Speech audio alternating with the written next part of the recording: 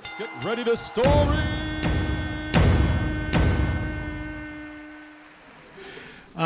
Tobacco is not really a good thing for you. It's whether you chew it or put a pinch between your cheek and gums or smoke it. It's not really the best thing in the world, but there is some historical value to it, especially up in the woodlands, up in northern Potter County. It's where the guys hung out when they cut wood and trees and such up in the hills. And then you really have a whole lot of things to do up there. So they invented games to do, all kinds of things to keep themselves occupied during the long winter nights. And they chewed tobacco a lot because in the old days, of course, that's what most men did, even some women. And they would spend their time spitting at things. But at any rate, they did this as a sort of a game type thing, and it was so common that it finally worked its way down into the traditions of the area. And so at the Pennsylvania Lumbermen's Museum up there one year, they had a tobacco spitting contest, which I was obliged to go to because of the novelty of it. It was held out in a field right behind the Lumbermen's Museum. And part of the tradition was when you were sitting around the pot-bellied stove, you would sort of take bets on who could hit the pot-bellied stove with the spit. I know, it gets worse. Wait. So when we got there, they had already started the fire in the pot-bellied stove out alongside the museum. It was 4th of July, by the way, so it was pretty hot. They got the pot-bellied stove really going. The wood was just blazing because what they had to do was, you had to get the belly of the stove hot, real hot, red hot, because you had to hit the belly of the stove and make the spit sizzle in order to accomplish your goal. It's awful, isn't it? I wonder to myself sometimes why I ever did it. You're in bad shape when you're at a competition like that with the title Tobacco Spitting Contest and the judge is wearing a raincoat.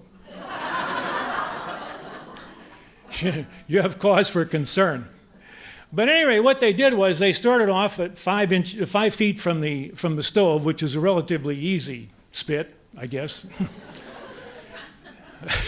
and they worked out in 1 foot increments. So everybody'd line up and they'd start at 5 feet and everybody'd do their thing. And someday I'm doing a little book on the methods of tobacco spitting, but I'm not going to go into that here because, well, I'm just not going to do it. But everybody lined up and they did their first one, and then they moved out to 6.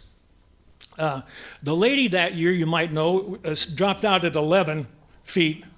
She managed to hit the stove and make the spit sizzle from 11 feet out, but she couldn't do it anymore. She tried 12 and it just didn't work. Everybody said that she wouldn't have made it to 11 feet had it not been for a strong wind to her back. I wasn't going to dispute that. That's just the way it is. But at any rate, the guy that year, you'll be interested in knowing this, I'm sure. Only I collect obscure facts like this. Nobody cares. I collect these things and I come home and I tell my wife, guess what I did today? Nah, I don't care. But I worked hard today. What? You got in a car, you drove somewhere, you talked to somebody, you had lunch, had a donut on the way back, and here you are. This is work? I'm a registered nurse.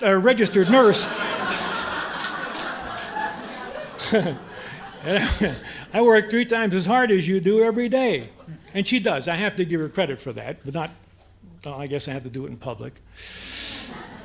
But at any rate, another line of obscure fact is that the man who won that year finally spit out at 17 feet. And they had him go to 18 because if he went to 18, he could get his name listed on the state championship records.